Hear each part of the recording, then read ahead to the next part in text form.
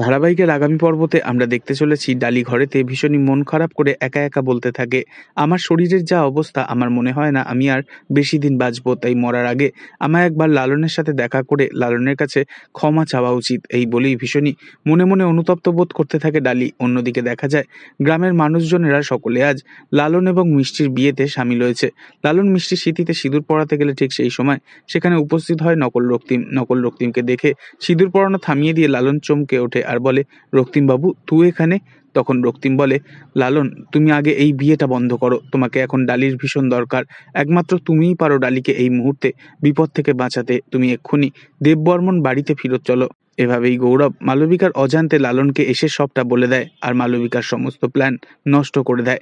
তবে কি এবার নিজের পাপের প্রায়শ্চিত্ত করে গৌরব লালন ও ডালিকে মিলিয়ে দিয়ে মালবিকার পর্দা ফাঁস করবে? পরবর্তী আগামী পর্ব জানতে অবশ্যই আমাদের সঙ্গে থাকবেন। ধন্যবাদ।